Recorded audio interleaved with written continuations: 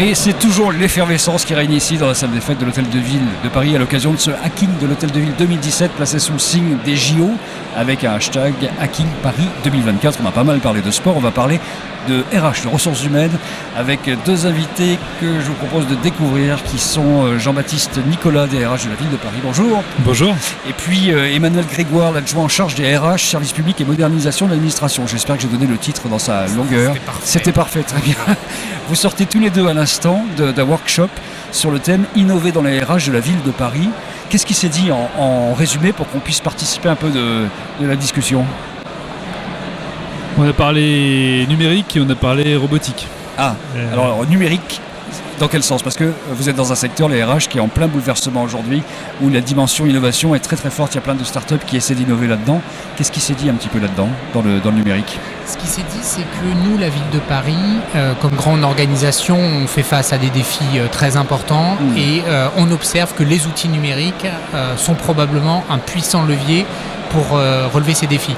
En termes, par exemple, d'accompagnement du changement, de la transformation des organisations, en matière de team building, de bien-être au travail des agents, de quête de sens sur les missions professionnelles, en matière de formation, etc.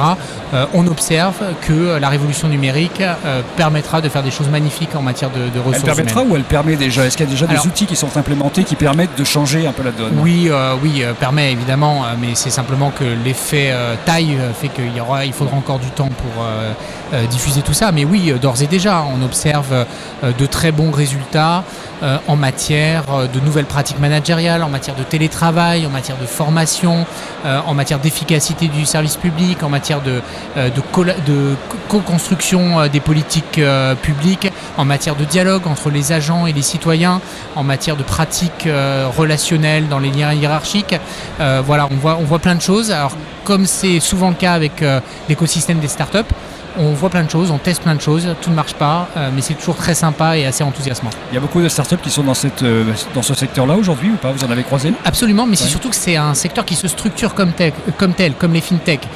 C'est-à-dire que pendant un moment, ça existait sans que ça se sache. Or, on observe que les RH, c'est un enjeu majeur économique, c'est un marché, et donc aujourd'hui, il y a une forme d'agrégation autour d'un label HRTech qui commence à émerger. C'est un phénomène assez récent.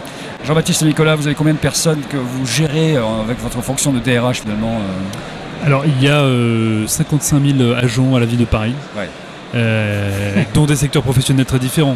300 métiers, il y a des éboueurs, des auxiliaires de puériculture, des informaticiens, des égoutiers, des jardiniers, des fossoyeurs, et j'en passe. Oui, donc les outils peuvent aider en fait à gérer tout ça et à proposer des parcours intéressants. Alors, les outils peuvent aider bien sûr sur tous les segments de l'activité RH, le recrutement, la formation, mais également des domaines plus inattendus. On parlait de vote en ligne sur les élections professionnelles, on parlait du compte agent avec les prestations de services en ligne pour nos agents. Et puis, on a beaucoup insisté aussi, je crois que c'est très important, sur les apports, les attentes vis-à-vis de la robotique. Pour rendre. Alors, qu'est-ce que viennent faire les robots ou la robotique dans cet univers-là ? On a à la Ville de Paris un certain nombre de métiers qui sont des métiers pénibles, qui exposent nos agents à des risques d'usure physique ou professionnelle. Les métiers d'éboueurs, les métiers d'auxiliaires de puériculture avec des ports de charge, des métiers de jardiniers, de fossoyeurs. Et donc ce qu'on attend de la robotique sur aussi les métiers par exemple de l'entretien ou de la surveillance, c'est en complément, pas en substitution de l'humain, de venir rendre ces métiers plus... donc on pourrait imaginer une auxiliaire de puériculture qui aurait un exosquelette qui lui permettrait de porter plus facilement les enfants finalement. Mais pourquoi pas. D'ores et déjà, on voit que par exemple dans les égouts parisiens, on utilise des robots en complément des interventions des égoutiers pour rendre les interventions moins dangereuses et moins pénibles. Oui, c'est vrai que d'aller dans les égouts, si c'est des robots qui peuvent le faire, finalement ça peut être aussi assez sympa. Je vais donner deux autres exemples de l'utilisation du numérique et comment ça accompagne des métiers entre guillemets traditionnels pour une montée en gamme de l'expertise professionnelle. C'est pour les bûcherons. Nous avons à la ville une solution innovante assez exceptionnelle où l'ensemble des arbres sont géolocalisés et intégrés dans un système d'information géomatique partagé, et chaque arbre parisien a sa fiche d'identité.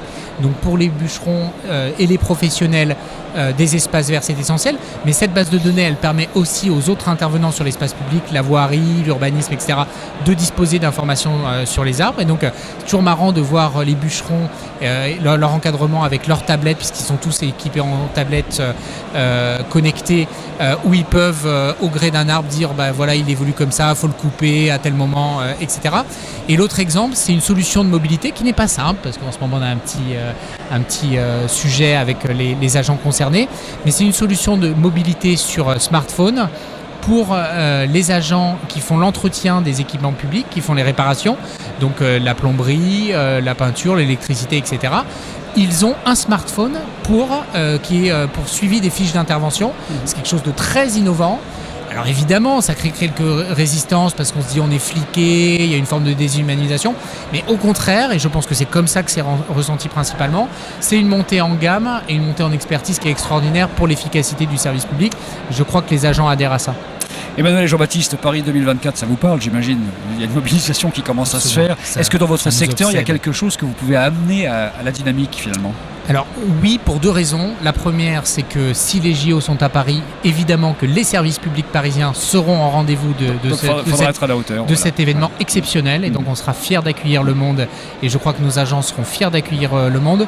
Mais au-delà de ça, c'est aussi un motif de team building, de culture commune, de la qualité du service public, des valeurs du sport qu'on essaye effectivement d'utiliser en termes de gestion des ressources humaines. Et voilà, c'est un beau sujet, un beau projet fédérateur. Jean-Baptiste, vous faites déjà passer le message auprès des 55 000 employés en disant attention, on est mobilisés là-dessus, il va falloir que tout le monde s'y mette. Alors des agents qui sont très mobilisés. Puis, il ne faut pas oublier qu'on a eu l'année dernière une grande compétition sportive internationale, l'Euro 2016, qui a eu valeur de test. Et je pense que les agents de la ville de Paris ont collectivement démontré que Paris est prête. Merci à vous deux d'être passés sur ce plateau live du hacking de l'Hôtel de Ville. N'oubliez pas le hashtag Hacking Paris 2024. À bientôt. Au revoir. Et on revient dans quelques secondes pour la suite.